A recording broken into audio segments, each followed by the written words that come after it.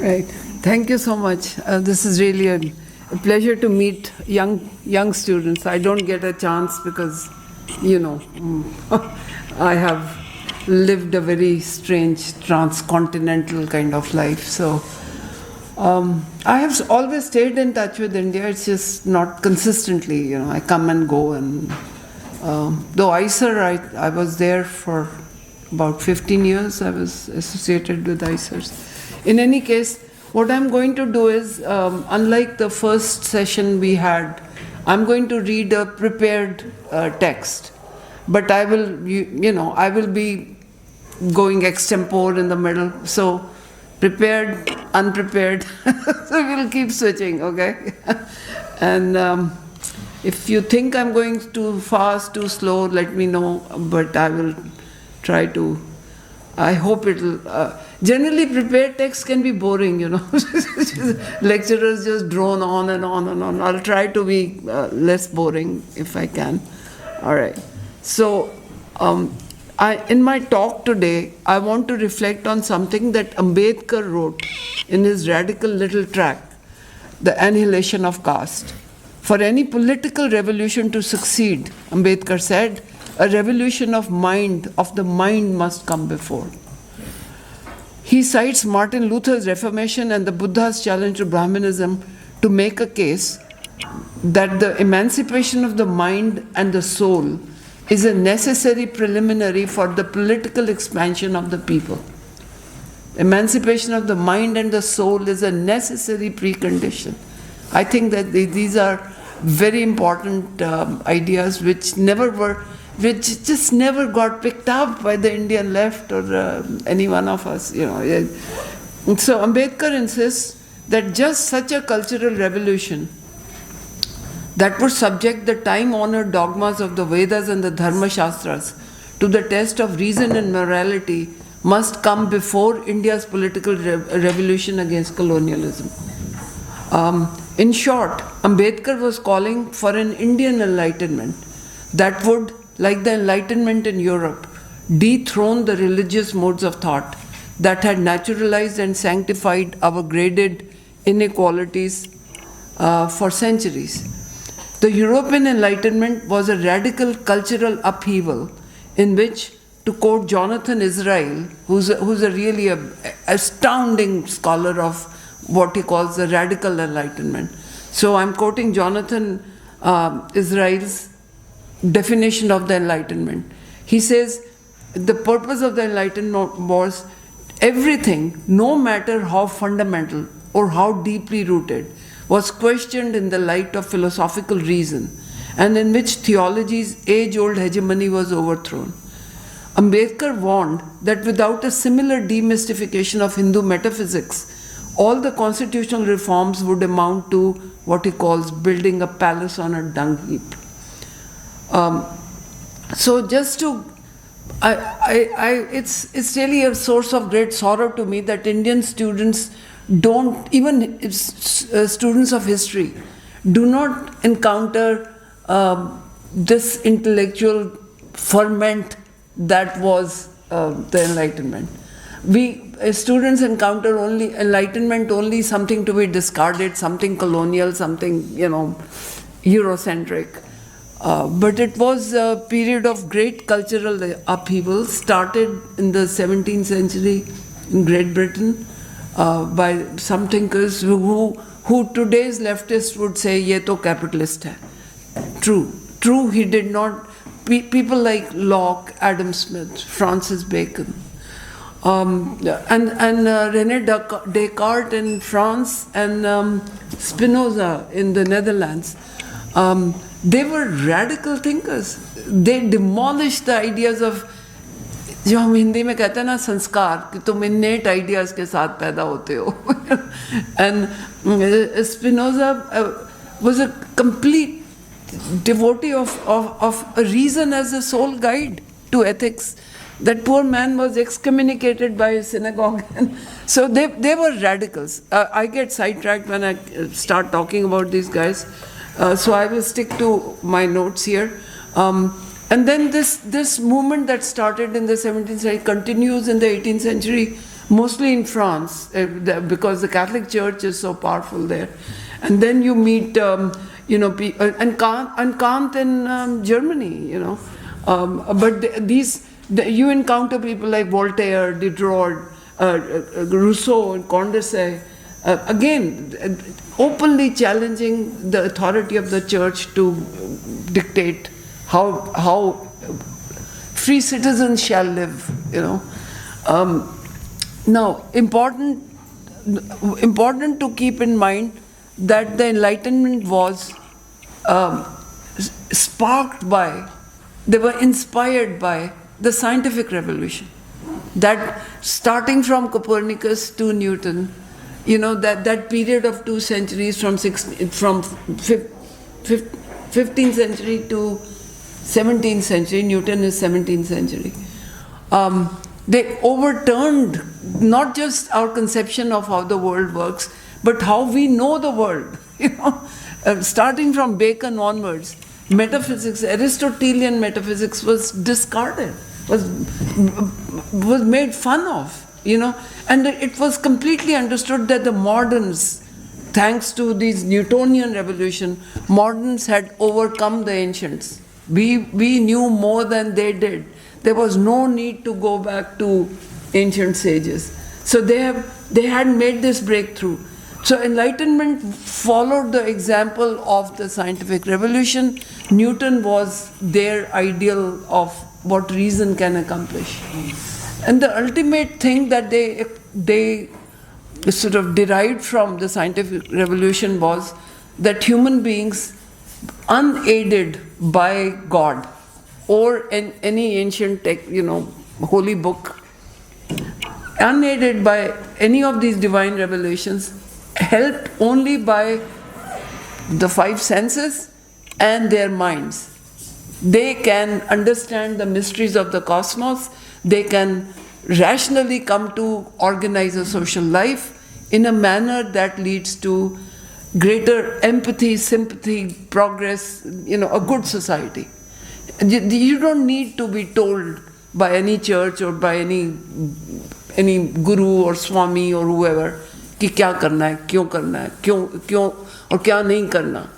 So that's why the Enlightenment is, I'm sort of diverting from my talk because here, young people, I can't stop myself from impressing upon you that why you must pay attention to this period of European. Okay? So this was just, all I've said so far is Ambedkar pleaded for a movement like the Enlightenment, which would question the Dharma Shastras and the Vedas, because he believed that without a battle for the minds and souls, political freedoms will not take root, which is what has come to pass. Our constitution has not really, the soil was not prepared for the liberal freedoms that we were given. So all I've said is कि ये problematic है, enlightenment के बिना we are in deep trouble. So now moving on. If Ambedkar could see India today, he would shed tears of despair. He would despair for the simple reason that the animating idea of the Enlightenment, that unaided human reason, best represented in our times by modern science, can set us free from shackles of outdated beliefs. This idea of the Enlightenment has been cancelled and even demonized time and time again throughout India's history.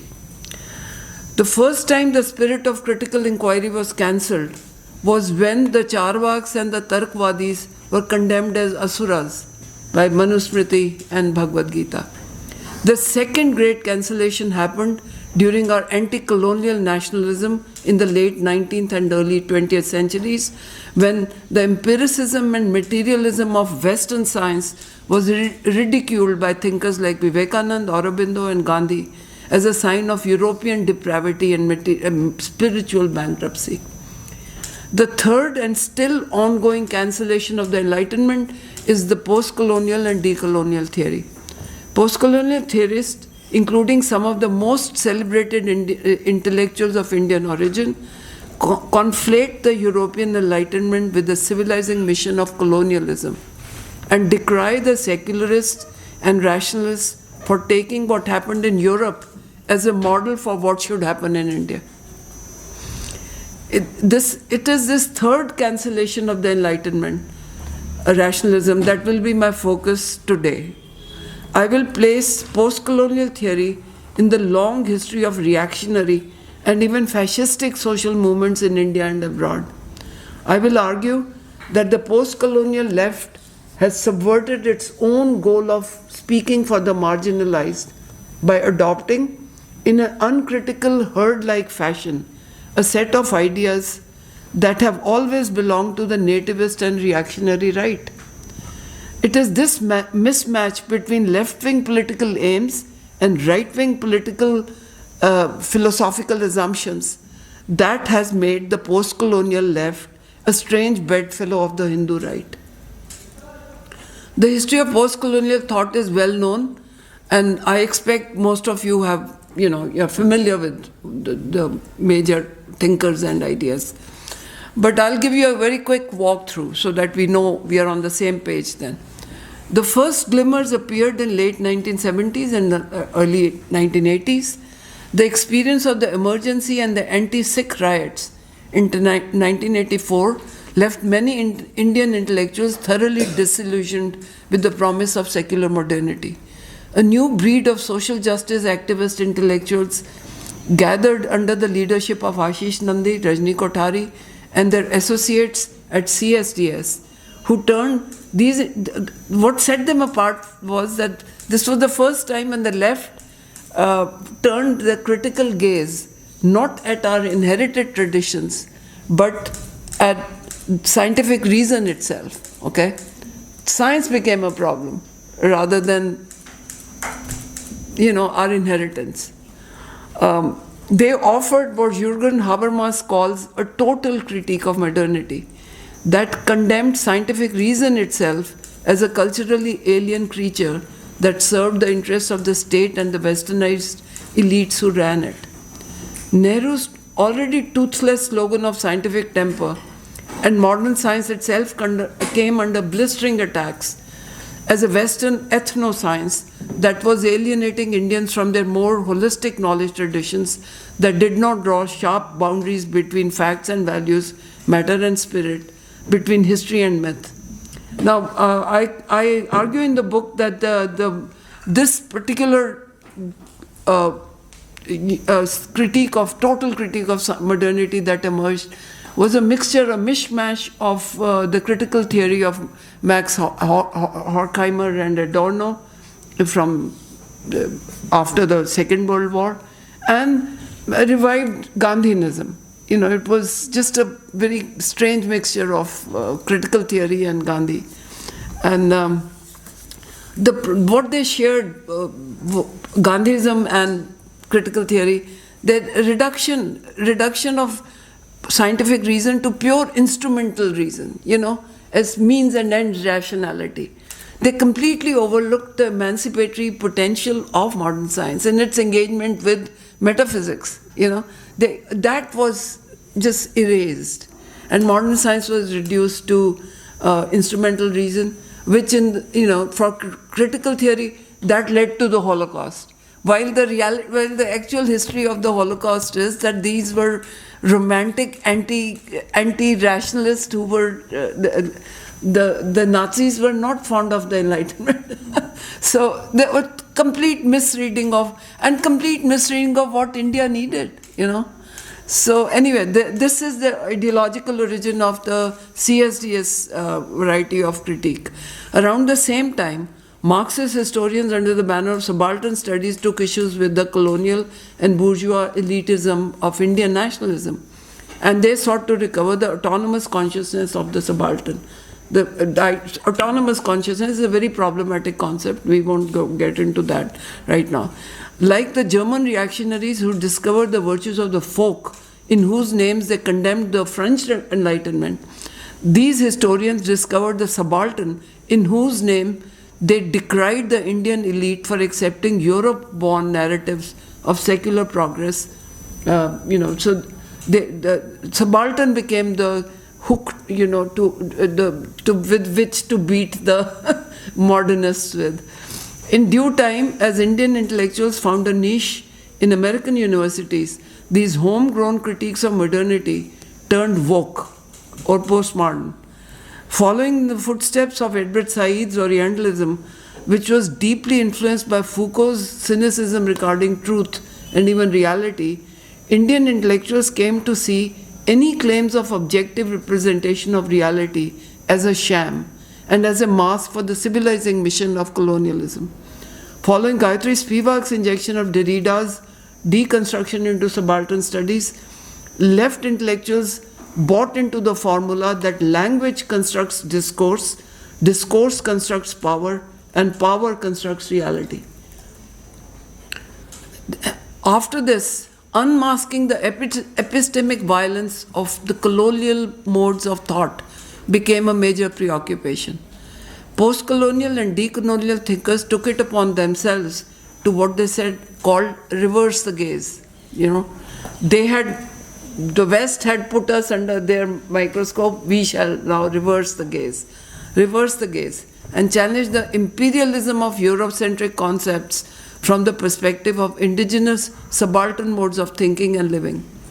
European Enlightenment came to be understood only through the lens of colonialism and not as an exemplar of radical critique of religion that we could emulate in India. Ideas, in other words, came to be judged not by their merit, but by their origins. Who was speaking, or rather, who could speak about for whom, became more important than what was being said. Cultural authenticity and indigeneity won over universalism. Universalism actually became a dirty word in academic discourse. Universalism would always be with inverted commas, distancing yourself, and it was like universalism equal a false assertion of Europe for its own way of thinking. This was accompanied by calls for creating an alternative modernity that would be authentically our own, as Partha Chatterjee calls it, so that we would no longer just sit in the waiting room of history, as Dipesh Chakravarti would call it, and just wait in the history, in the wings somewhere, waiting for European-style modernity to emerge. So we wanted a modernity that will be grounded in our concepts. It will be modernity which will be authentically ours, not like copycat modernity of the. So that's a big part of provincializing Europe thesis. What our post-colonialists theorized, Hindu right is putting into practice. What else is Modi's drive to decolonize the Indian mind, but creating an alternative modernity that will be based upon our own knowledge systems, our own modes of history writing, and our own cultural values of kartavya and deference. This merging of political agendas is not coincidental, and nor is it a case of Hindu right opportunistically misappropriating or misunderstanding left-wing academic jargon. As I will elaborate later, the Hindu Rashtravadis see themselves as the true heirs of post-colonial and decolonial theory. And they welcome Edward Said, Ashish Nandi, Dipesh Chakravarti, Walter Mignolo as their heroes. While the post-colonial left waged a war on Eurocentrism to let the subaltern speak, the Hindu right is using the same arguments to claim that the Hindu majority is the oppressed subaltern, who must then now recover their own voice against European narratives. Okay? So we are at a very bad place right now. The left wing's agenda, which again, if it were just some, my problem is post-colonial thought became the dominant paradigm in social sciences, at least in the US. In India, you can tell me more than I know, but my impression is that that became the dominant paradigm for understanding Indian society. So that is the problem, that if there were some fringe elements, if they were not so dominant, one could say, okay, let 1,000 flowers bloom. They have their view. Enlightenment types, we have our. No, but they had dominated.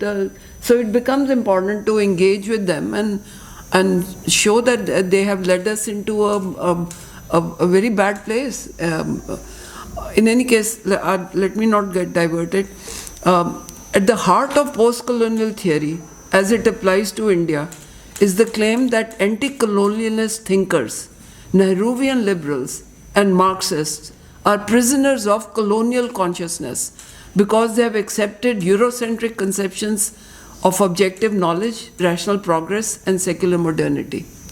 The idea of modern India as a second-hand copycat creature of colonial consciousness was put on scholarly agenda by two classics of post-colonial theory, Ashish Nandi's Intimate Enemy and Partha Chatterjee's Nationalist Thought and the Colonial World.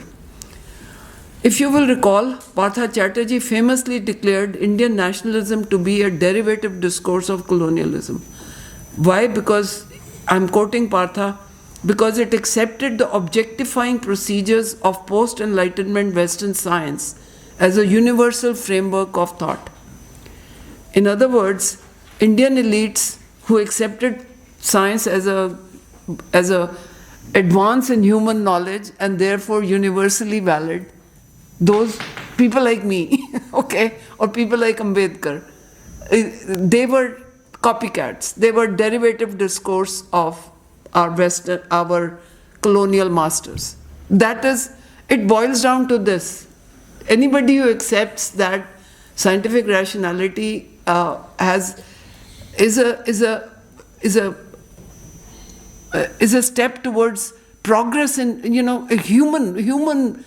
human beings have learned a better way of examining and learning.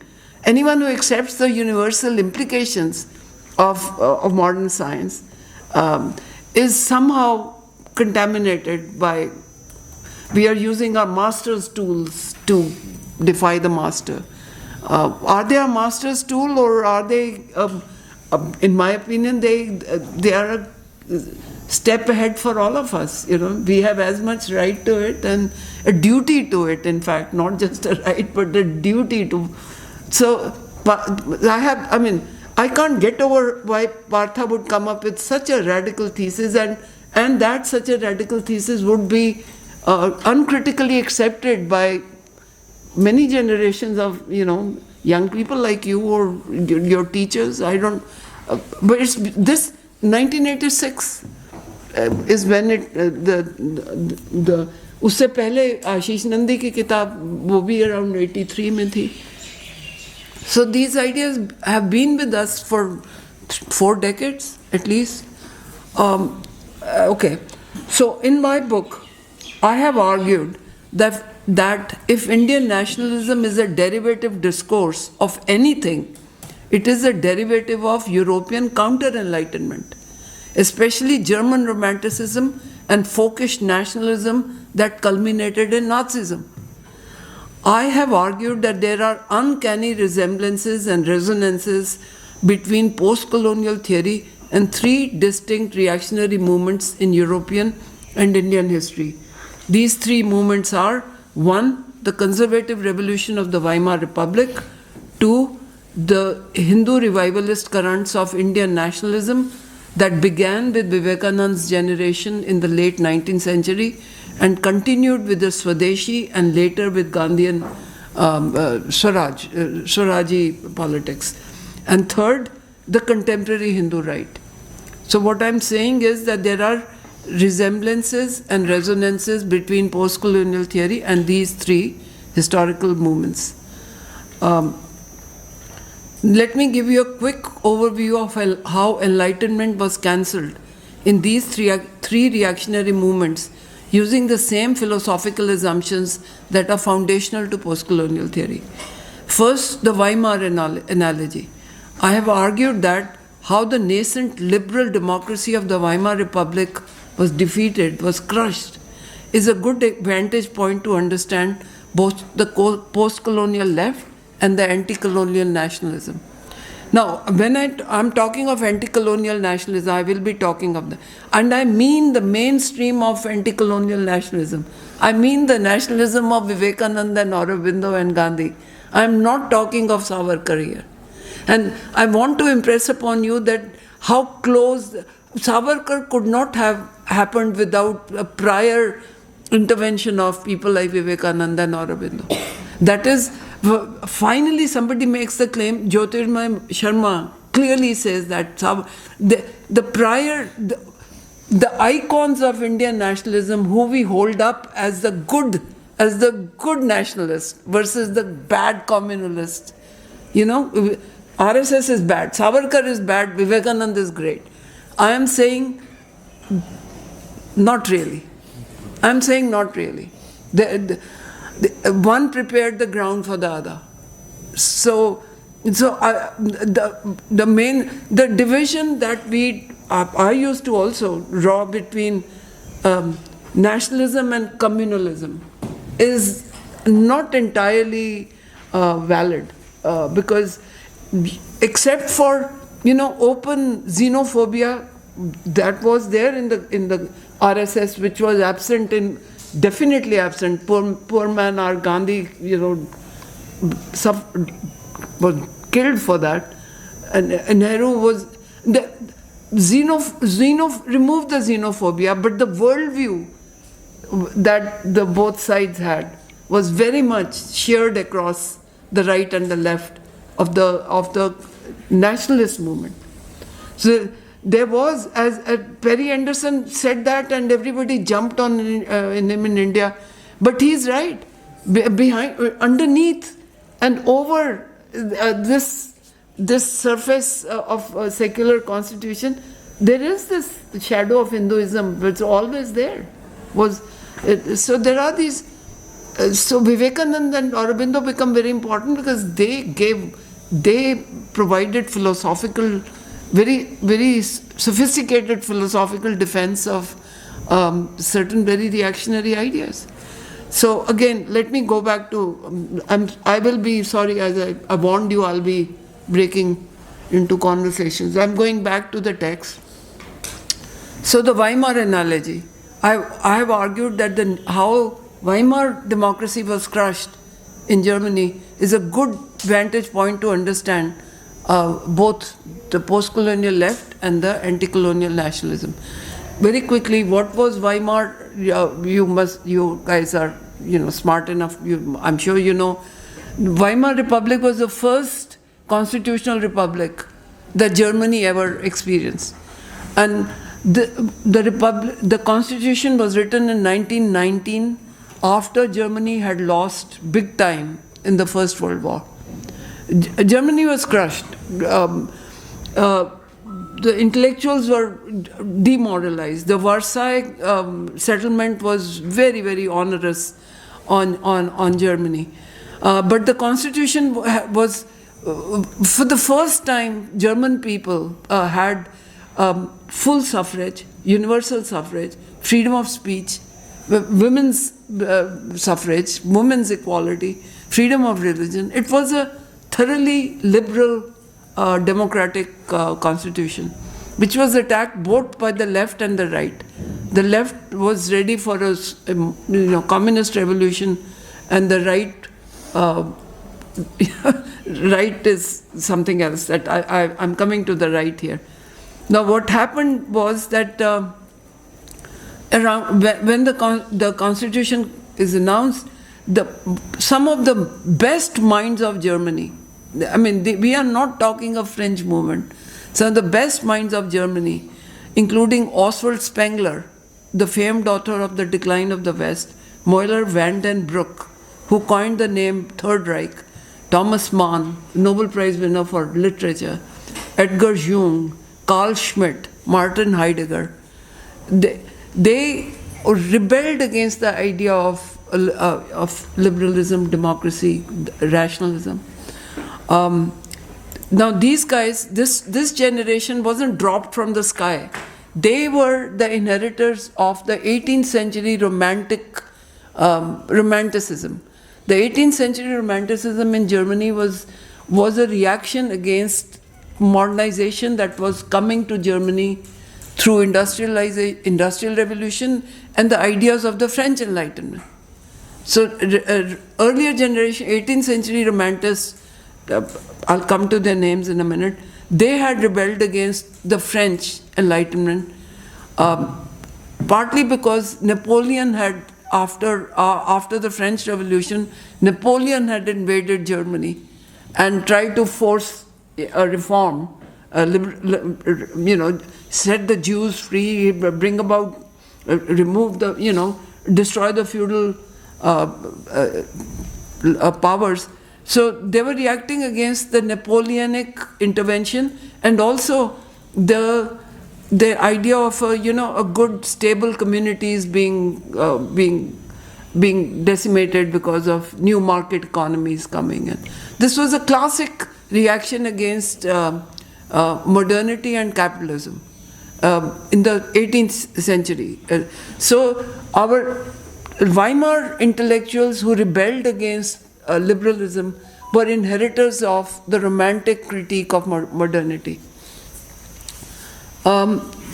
Just like our, one second.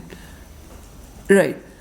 Because of their deep, long association with romantic ideas, this generation, which ends up critiquing the new constitution, they had imbibed the idea of a folk nationalism. A nation must be grounded in the existing traditions of the folk, of the ordinary people, right?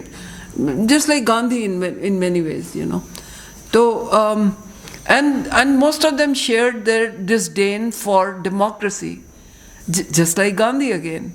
The parliament, remember his words against they were following Friedrich Nietzsche, primarily Friedrich Nietzsche and others, who looked at the idea of everyone can vote as the rule of the herd. The masses were the herd. The mindless people were going to take over, and the elite. So this was their background of the they called themselves, this is not the name I'm giving them, this bunch of scholars plus many more who I haven't named. This is the period of in between the wars, after the First World War.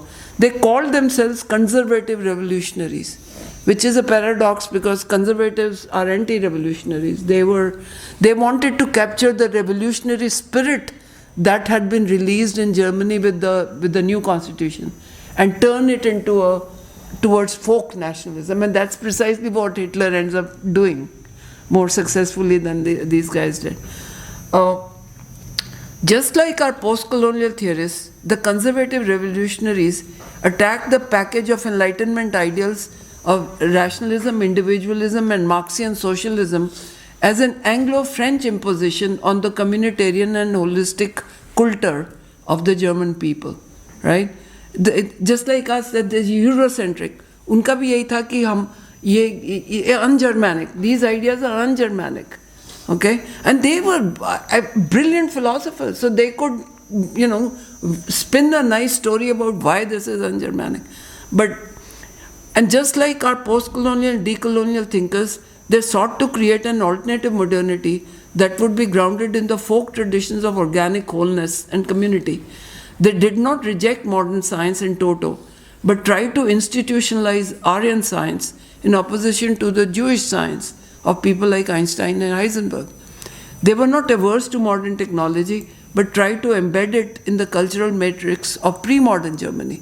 Technology ले लो, but तुम्हारे surrounding cultural assumptions, surrounding ways of living together, institutions should be grounded in the old German culture, while you can bring in modern, industry, and of course, this is a very good book, Reactionary Modernism by Jeffrey Herf, describes exactly this paradox. Ki modernity only instrumentally, but so these are attempts to modernize without allowing a secularization of the culture to take place. If my bigger thesis is something like this is what Indian nationalism was aspiring to. So continuing with this argument, one reason I draw parallels between India and Germany is that there were long-standing connections between the two. German conservatives and ultra-nationalists, including the Nazis, had inherited the Aryan Orientalism of the Romantic movement that took off in Germany after the French Revolution. Early romantics like Herder, Goethe, Schlegel brothers had read German translations of ancient Sanskrit texts, notably Kalidasa's Shakuntala, Meghdut, Jayadeva's Geet Govinda, and the Bhagavad Gita, Hitopadesh, and above all, the Manusmriti, all of which had been only recently translated into English by the British Orientalists, including William Jones, Henry Colebrook, and H.H. Wilson. So there was this connection between German and British Orientalists. And India played a role in exciting the imagination of the Romantics, because ancient India, not India under the British, ancient India provided them with the complete antidote to modernity. If modernity set communities, atomized the communities, ancient India had the institutions of caste, very orderly, organized hierarchically. So ancient India became like a model of what an ideal society should be for the Romantics. All right. German Romantics became raging Indophiles because ancient India offered an antidote to social transformations that Europe was undergoing with the coming of industrial capitalism and secular rationalism of the Enlightenment. Some, like Friedrich Schlegel and Friedrich Nietzsche, also cherished Manusmriti, which they call the Aryan law book, as a model for establishing a hierarchical order of rank that the Christian values of mercy and compassion had destroyed in Europe. The Romanticist Indophilia would take a nationalist turn after the Napoleonic Wars, when Germans tried to create an Aryan identity for themselves. Moreover, Germany during the Weimar and Nazi years was hospitable to Indian nationalists because they were fighting the same enemy, the British. So Weimar, Berlin was a haven for Indian nationalists. The many prominent anti-colonial intellectuals, from communists like M.N. Roy and Virendranath Chattopadhyay to Swadeshi activists and later Nazi sympathizers like Binoy Kumar Sarkar and Taraknath Das, spent their formative years in Germany between the wars. Likewise, Swami Vivekanand had a long association with Germany when he visited Paul Deussen at Kiel in 1896, and he kept a long and worshipful relationship with Max Muller, the chief architect of Indo-European Aryanism. The influence of German Romanticism and folkish nationalism on Indian nationalism is clear as day. When Indian intellectuals began to define a national identity in the late 19th century, they fell back on the same stock of ideas that had attracted the German Romantics and assorted occultists, especially the Theosophists, to India in the first place, namely a sense of organic unity between spirit and matter and between individuals and the community. The same organicist understanding of the nation and society, the same hostility to parliamentary democracy, at least in Gandhi and in his followers, especially Jay Prakash Narayan, and the same recoil against materialism of the modern civilization that marked the German folkish nationalism are abundantly evident in the writings of our nationalist icons, from Vivekananda to Bipin Chandra Pal to Aurobindo to Gandhi. By organicist nationalism, I mean that imagines a nation as a body, okay, which is very much a part of you, and a body which in India, not just a body, but a sacred body of a goddess, of divine body. And the organicist understandings of societies are very problematic for reasons that living in India we should know. You are limbs, and limbs do different things, and the limbs, because they do different things and they cannot survive without each other. You can't have an arm without a leg. So they are interdependent, but they are hierarchically ordered. So they do not admit any contradictions, class contradictions and all are just in theory. So organicist understanding, but shared by the folk nationalists, the conservative revolutionaries, the same the same, these are the ideas that the Germans were attracted to. When we came to define our nationalism, we fell back upon the same organicist ideas. I mean, the point is that Indian nationalists were familiar with the Enlightenment ideas. John Locke, Jeremy Bentham, they were read. Vivekananda's generation was reading all those, but they went for this idea of nation as a body. Citizen, and in fact, if you read Bipin Pal Chandra, even Aurobindo, I have quoted them, in which the idea that a nation is an association of citizens. Nation is people who are living under the same laws, they constitute a nation. A liberal conception of nation is laughed at. I mean, both Bipin Chandra and Aurobindo, they ridicule the idea that this is nation. No, nation is of blood, nation is of a higher unity, nation is like limbs of the body, and who share the same Shakti, the Shakti born of the land and the divine Shakti. Out of, so my point is that this organicism is a very shared ideology between both the folk nationalists of Germany and of India. And I'm saying this shared discourse is not coincidental. Shared discourse was born out of Indian ideas migrating to Germany and then later coming back to India by the endorsement of Max Muller and Paul Deussen and, other anti-modernists. You follow me so far? Yes. Yeah, okay. Okay. The same organicist, okay. All right, okay. Far from, so I'm going back to our Partha Chatterjee's business of derivative, कि हम तो नकली बंदर हैं, क्योंकि हम वो waste का ही जो उन्होंने कहा हम चुपचाप करते रहे. I just find it astounding that such a thesis could hold sway in India, because read the writings of any one of them. You don't see colonized minds at all. You see very aggressive minds taking control of the Western discourse to establish India's hegemony. India understood as a motherland of Vedic wisdom. ये विश्वगुरु idea तब से ये कोई नया नहीं है. This is what was going on. To say that they were just copycats. I mean, honestly, I challenge anyone to read their writings and tell me where is the copying going on, All right, so let me stick to my text because I don't want.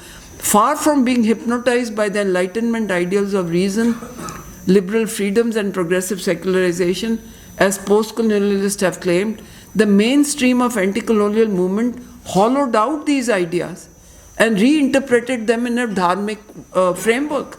The dharmic spin on modern ideas was carried out with the endorsements from German and British romantic critics of modernity who had reached out to India for inspiration in the first place. The Westerners had taken ideas from us, discarded modernity in their countries, and these ideas we were latching on to them. Ideas borrowed from India were now returning home with the seal of approval of European anti-modernists. I request you to look at the references at the end of Hind Swaraj. Who does Gandhi cite? Just look at, Max Muller, Schlegel, Friedrich Schlegel, along with a whole bunch of British anti-industrialist, handicraft types. Then Vivekanand, my God, he treats Max Muller as his, he calls him Vedantist of Vedantists, and like Sayana had composed, put together the Vedas in the 14th century, and Vivekananda says Max Muller is our Sayana. He just worships Max Muller. Even third-rate books like Hindu Superiority by Harbilas Sarda, I mean, they're studied. Not a sentence is written in Harbilas Sarda without endorsement from some European admirer of Indian civilization. So the architects of post-colonial theory are simply blind to the influence of the long European anti-Enlightenment tradition on colonial societies. Edward Said, for example, kept German Orientalists strictly outside the purview of Orientalism. Nandi Chatterjee, Dipesh Chakrabarty, and their numerous followers equate the colonial legacy solely with the Enlightenment rationalism, which they decry as culturally alien, while completely ignoring the Romanticist episteme, which was also a part of the colonial experience. Indeed, post-colonialists seem to share this orientation, as is evidence from their defense, even celebration, of non-modern values and religiosity of the subaltern as resistance to the West. Post-colonialism, I have argued, is simply a return of the Romanticist revolt against the modern age, which is a revolt as old as the modern age itself. Okay? It's a return of the romantic episteme. Let me come to the second crossover point, that between post-colonialism and anti-colonial nationalism. Let me revert once again to Partha Chatterjee. He followed his 1986 work on derivative discourse with a second book in 1993 titled The Nation and Its Fragments, which became another classic of post-colonial thought. Chatterjee argues that Indian nationalists ceded the outer domain of economy and statecraft to the British, but asserted their sovereignty over the inner domain of culture and religion, from which they excluded the colonial authority. So, on the one hand, he's saying colonials were all mentally colonized, derivative. So, my point is, if the nationalists were captive of the objectifying procedures of modern science, did they start seeing the inner domain of culture through rationalist eyes? If they were so blinded by the Enlightenment, did they see our spiritual domain as a rationalist would see? Far from it. Indian nationalists were doing exactly what the German Romantics had done. They sought to revive the Volksgeist, or the soul of India, which they believed lay in its spirituality.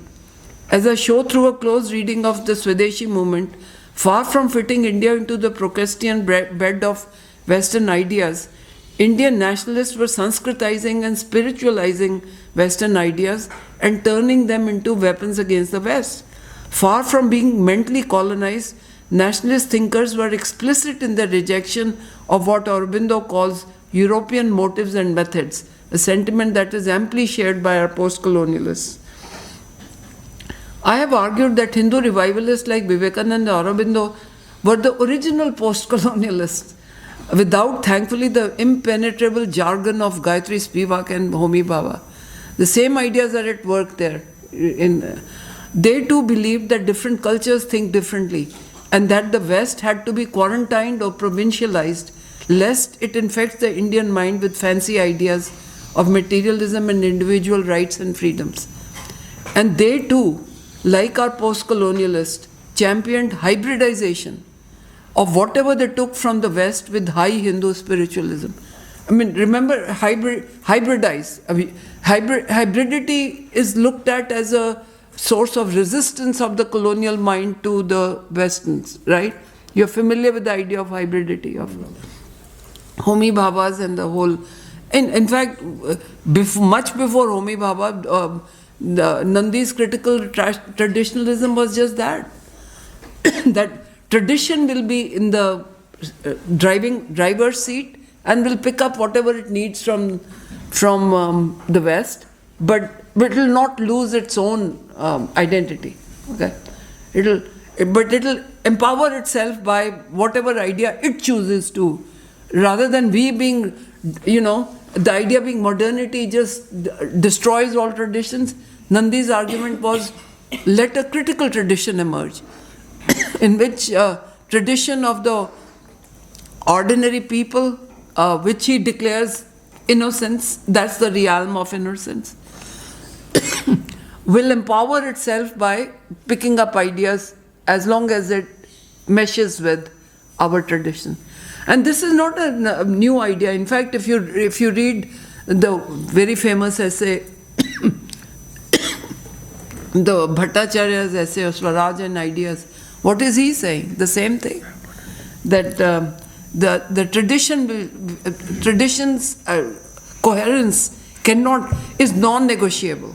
You know, जो ancient हमारे जो रीति रिवाज हैं वो नहीं change हो सकते, पर उसमें हम innovations ला सकते हैं as long as they are compatible with our रीति रिवाज.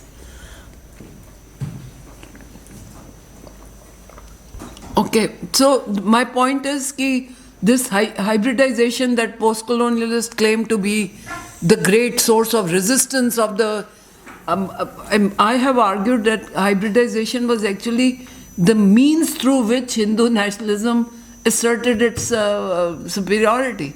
So I'll use Vivekananda as an example. What I'm saying will become clearer. My third chapter of my book is, I have been following Vivekananda for a long time, but my third chapter deals exclusively with these Aurobindo and Vivekananda. Vivekananda is revered by all shades of nationalists. Even the Marxist left has lately started to appropriate him. The soft Hindutva of Congress stalwarts and the hard Hindutva of Savarkar, Golwalkar and Modi are equally indebted to Vivekananda. Vivekananda is a key figure of conservative revolution in India. The influence of German Aryanist Orientalism that I referred to earlier is most evident in his writings. As I told you already, he just worshipped Max Muller, and his great idea of practical Vedanta. Many good scholars have asserted that the idea that to find egalitarianism in Vedanta was not really Vivekananda's idea, not even Ramakrishna's idea. Ramakrishna thought कि politics तो आती नहीं है वेदांत में, you know. So this idea, Paul Hacker and Wilhelm Hauffwas have suggested that the idea that Vedanta can be read as that everybody is of equal worth, God is in everybody, was planted in Vivekananda's head by Paul Deussen, another well-known Indophile, you know, who looked up to India as a. So my point is the influence of German Indology is so evident on Vivekananda, it doesn't need to be argued. It's there.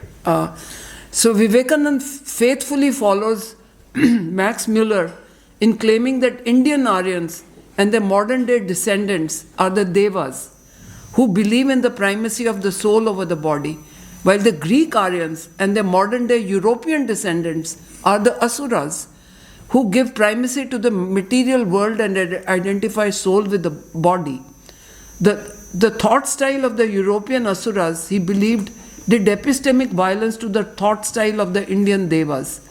European sciences, he said, only admitted facts that can be ascertained by the senses, while Indian knowledge systems were superior because they included the higher realities that the yogi could see in his mind's eye, while bypassing the senses. Okay.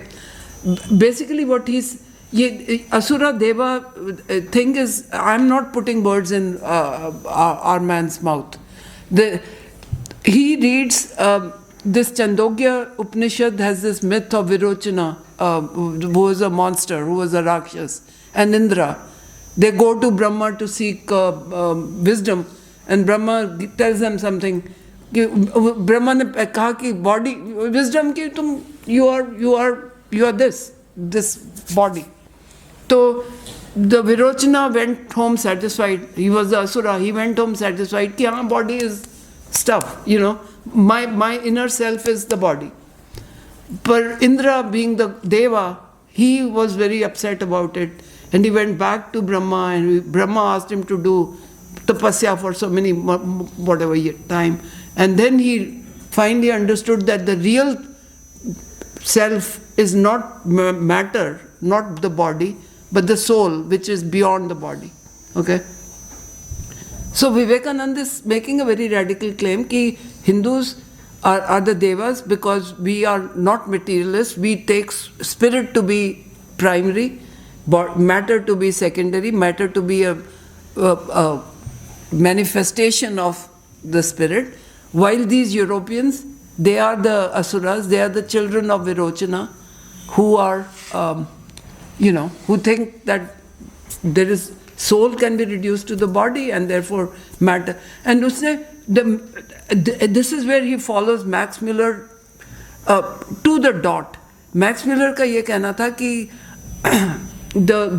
Max Miller का thesis क्या था कि कहीं central Asia में कोई जगह थी विच Muller doesn't know, वहाँ से माइग्रेशन शुरू हुई and one branch went to Greece, one branch came to Iran and India. Okay, the southern, so the branch that went to Greece, the atmosphere there was such, it was just beautiful and so the Greek branch started exploring the nature, okay, through active engagement, through senses, they became more empirically oriented, because the place was such that it invited exploration.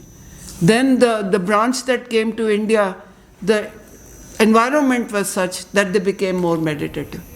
Okay, that's environmental thesis. Oh, you should have told me that there is a time. I thought students के साथ है तो. No. We can read 5-10 minutes.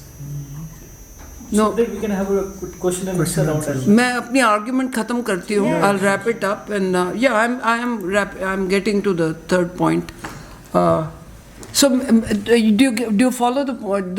So these distinctions he established कि Indians are just more spiritually inclined, and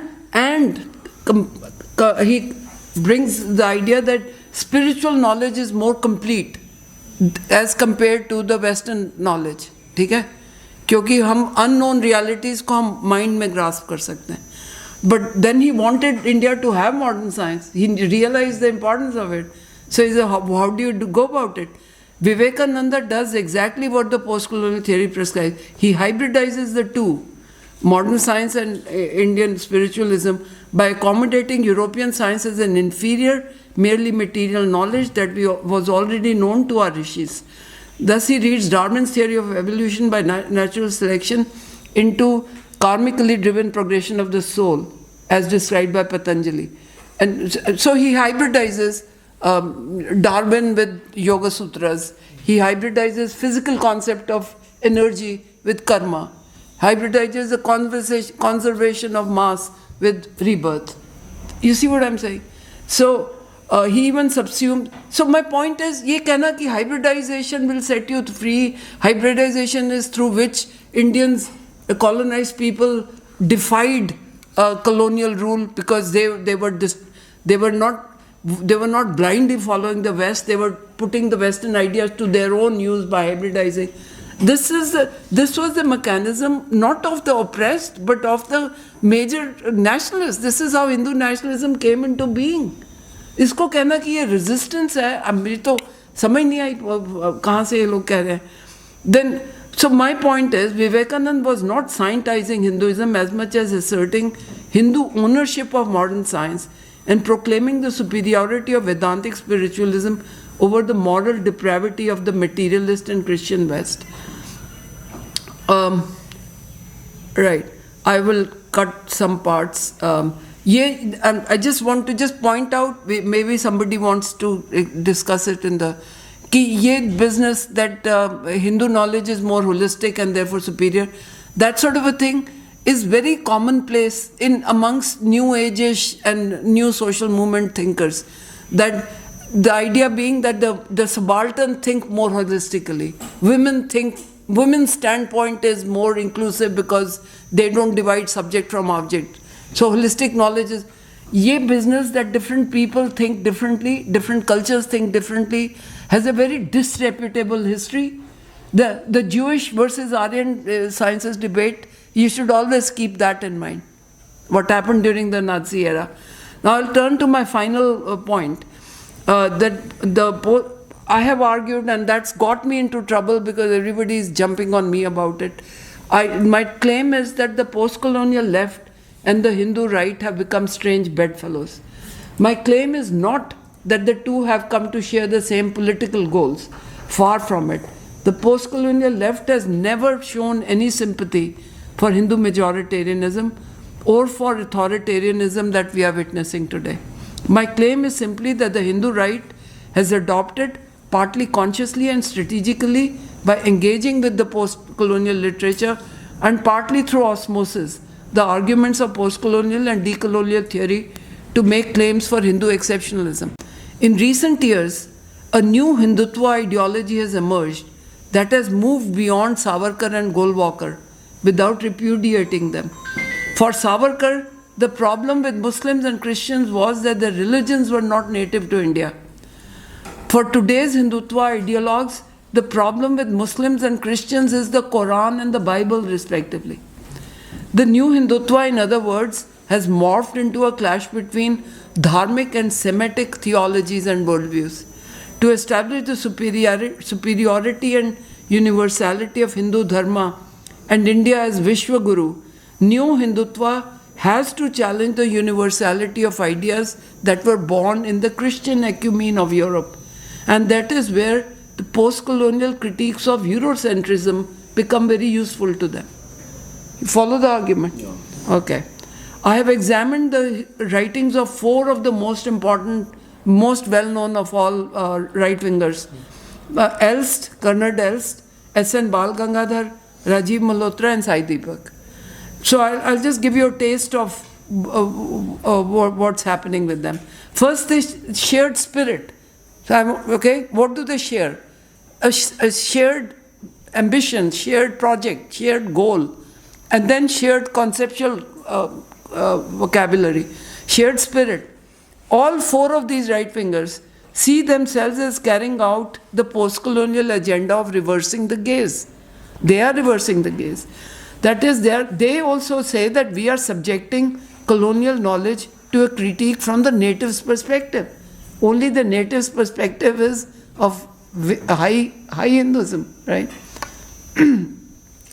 Now, provincializing Europe is another objective they share. The idea is to put Europe in its place. कौन होता है Europe कहने वाला कि उसके ideas हमको follow? कौन होता है Europe? Okay?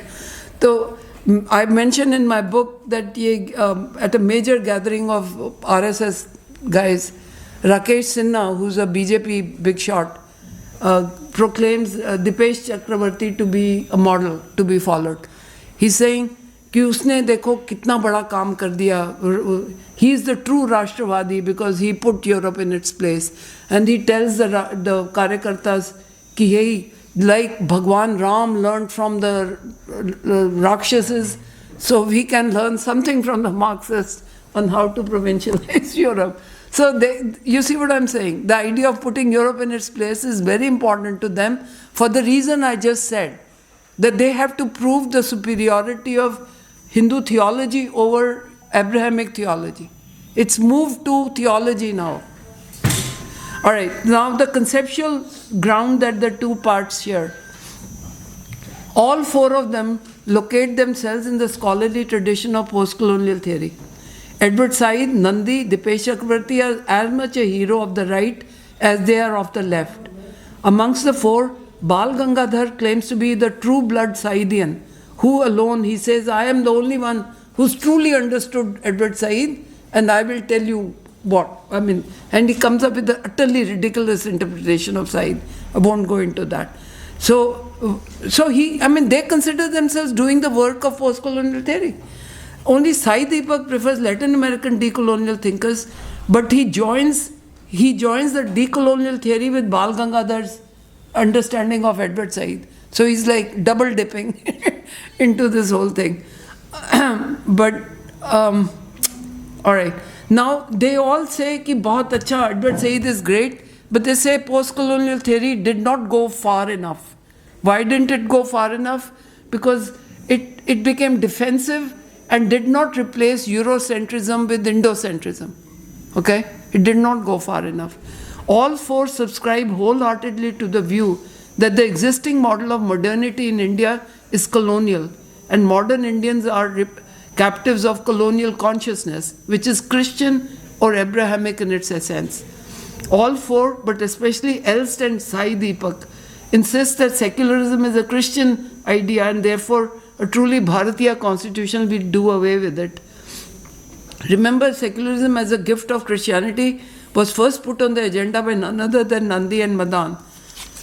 While Nandi and associates had only targeted modern science and secularism as the gifts of Christianity, Sai Deepak interprets all milestones of the modern age, the European Renaissance, the Enlightenment, the idea of nation states, the idea of toleration, the idea of rights-bearing individual, and materialistic science, all of them as Christian, not just Eurocentric, but as Christian, and therefore inappropriate for those with Bharatiya consciousness. Thirdly, as with the post-colonial left, all these four honchos, they give colonial discourse the sole agency to construct what we claim to be real, what we take to be real. Bal Gangadhar, who is the most Saidian of all, argues that no such thing as a caste system or a religion called Hinduism existed in India until the British invented them. Anyone familiar with theorists like Gyan Prakash, Gyan Pandey, Nicholas Dirks and Ashish Nandi on how colonialism invented the ideas of caste, communalism and even a Semiticized masculine Hinduism cannot miss the similarities. Finally, all four see the West as having falsely universalized its peculiar conception of rationality and science as obligatory for the entire world. Rajiv Malhotra decries in the same vein as Nandi, modern natural science as a Judeo-Christian way of knowing that is inferior to the inner sciences of dharmic religions. The other three leave natural sciences out, but are unified in attacking the mainstream of social sciences as infected with Orientalism and Christian metaphysics. Bal Gangadhar literally calls all social sciences as bakwas. I mean, that's his technical word. He uses it as an academic word for finding social sciences to be all bakwas because they are Orientalists. All of them want a social science grounded in Indic ideas, something that our scholars from Divesh Agarwal, Aditya Nigam have been pushing. So, again, I'll conclude by saying even though conclusions the Hindu right draws from their critique of modernity are Hindu supremacist and xenophobic, the logic and the arguments are the same as those on the left. Okay? The logic and the arguments are based on this notion that the existing Indian modernity is inauthentic. It's a derivative discourse. हम नकली बंदर हैं.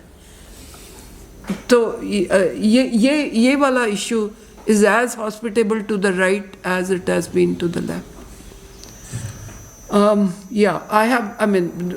will point to the last part of my new book in which I am beginning to make an argument for rediscovering the solidarity of humankind, getting over this business that cultures define standards of rationality, and we are underneath all these cultural variations. We share more than we don't share.